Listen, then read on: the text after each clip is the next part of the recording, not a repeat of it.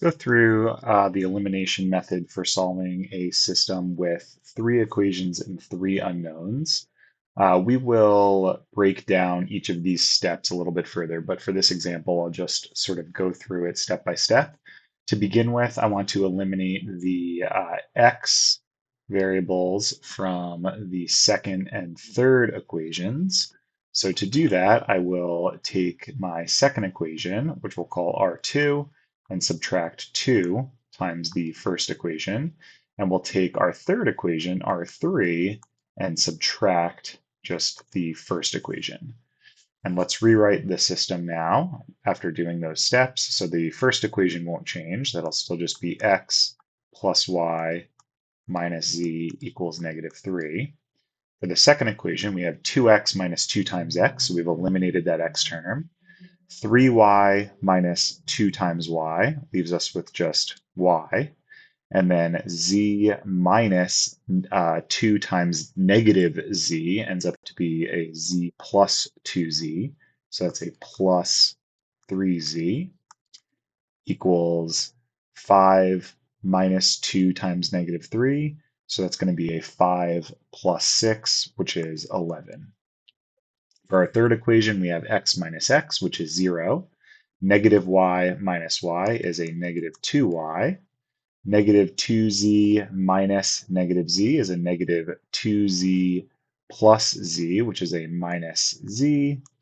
And the right-hand side, we have a -5 minus -3. So -5 plus 3 is -2.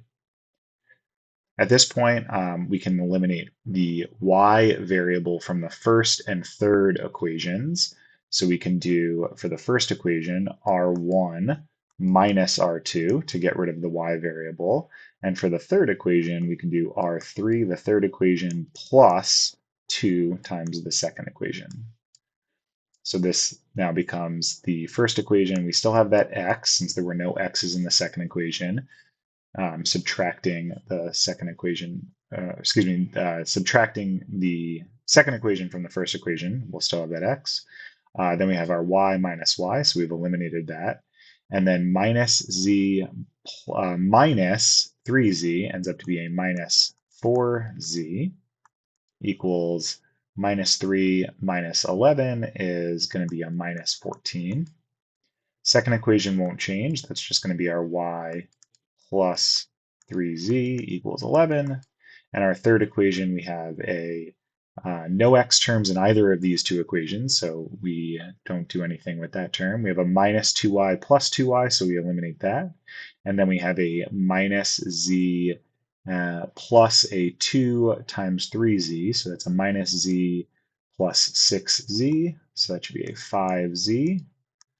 And that equals minus 2 plus 2 times 11, so minus 2 plus 22 gets us to 20. So we did R3 divided by 5. Okay, so we'll get, x minus 4z equals -14, y plus 3z equals 11, and then our third equation just says now z equals 4.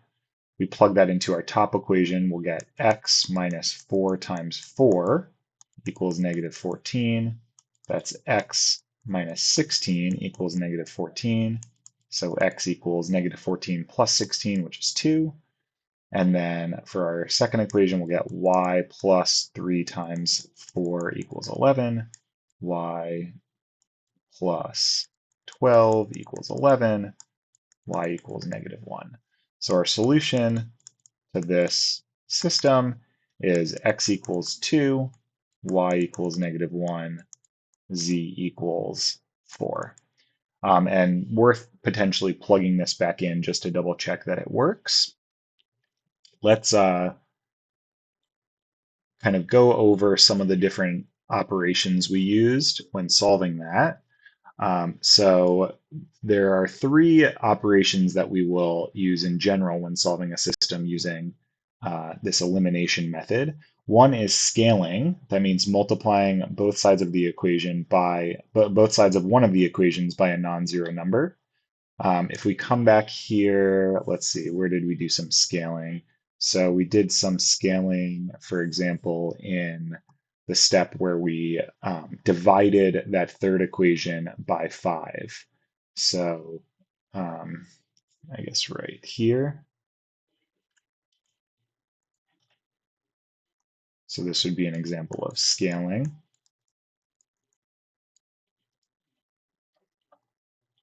We can interchange. That means you're interchanging equations, which will not change the set of solutions. Coming back here, we didn't do that in this particular example, but interchange would be a situation where we're essentially just switching two of our equations. So we could take our first and second equations and write them in a different order. Hopefully you can see why that wouldn't actually change our solution set if we wrote this second equation in the position where the first equation is and vice versa. We're going to see as we move along that that will be advantageous for us in certain examples, but we didn't do it in this example. And then the third operation is called replacement. We did that a lot. This is where we multiply one equation by a real number and add it to another equation. So we did that in almost every step here, right? So this is an example of a replacement. Here's an example of a replacement. So anytime we are, again, taking one of our equations and adding a multiple of another equation to it, that's what we call a replacement. So those are the three operations that we're going to be using anytime we do this elimination method.